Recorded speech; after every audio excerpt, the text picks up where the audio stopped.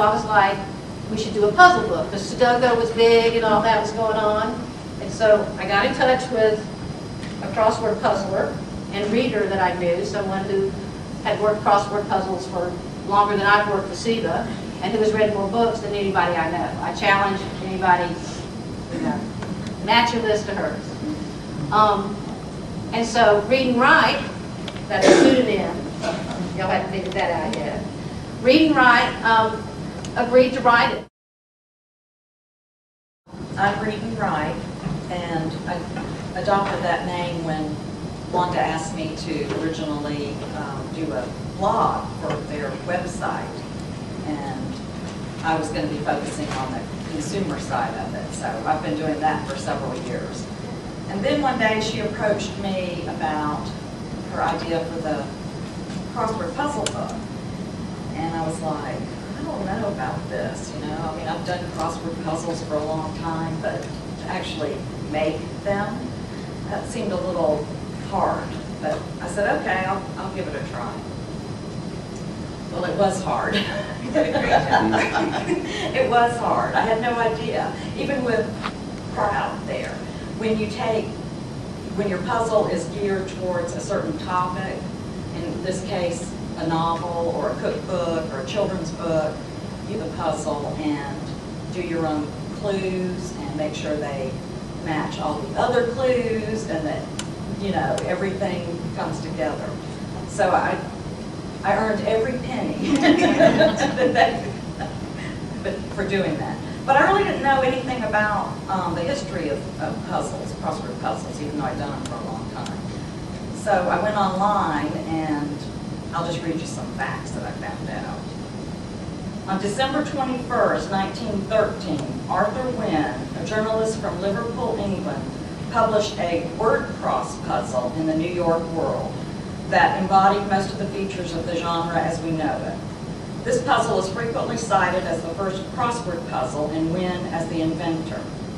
Later, the name of the puzzle was changed to a crossword. Well, he started putting these in the paper every week, and people who were getting the paper just loved it. They thought it was great. Well, they started sending him ideas and puzzles they had made up. Well, it says that the weekly crossword was plagued by typesetting errors, and they decided to drop the puzzle from the paper. But the readers wrote letters to the editor, they called, you know, they did everything. They're like, you know, we want this. So they put it back in. In 1924, a couple of newly qualified graduates of the Columbia School of Journalism called Dick Simon and Lincoln Schuster, who went on to found Simon & Schuster, one of the biggest publishing houses today. They had just decided to start this publishing business. And his aunt, one of them's aunt, said, why don't you do a crossword puzzle book? Well, that was a great idea. So they went to the puzzles that they had found in the newspaper, and they got a book made up of them. It said that it launched the crossword craze worldwide.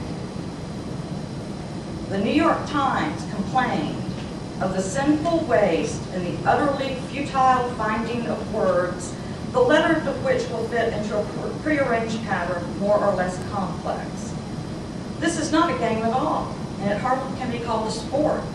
Solvers get nothing out of it except a primitive form of mental exercise, and success or failure in any given attempt is equally irrelevant to mental development. Well, what is the most renowned crossword puzzle in the world? Probably is at the New York Times. But they did not publish a crossword puzzle until 1942. And the editor, current editor of the crossword puzzles at the New York Times is Will Short. If anybody's done a puzzle anywhere in the last 15 years, he's probably been the editor. He's the only person known to hold a college degree, the study of puzzles. He designed his own degree program. But he also earned a Juris Doctor degree from the University of Virginia School of Law, though he never practiced and went into editing crossword puzzles. They just had the 33rd Annual American Crossword Puzzle Tournament last weekend. There were 643 contestants. And it was won by Dan Fire, a professional musician. Next year's tournament will be held March 18th through the 20th in Brooklyn, New York. So if any of y'all are crossword puzzles, that's where you want to be. Now, I did read all the books that I wrote about. Could be books. But I read them over 10 years. So I had to go back and reread several of them. You don't have to have read the books, because if you're a crossword puzzle worker, you're going to know a lot of the clues.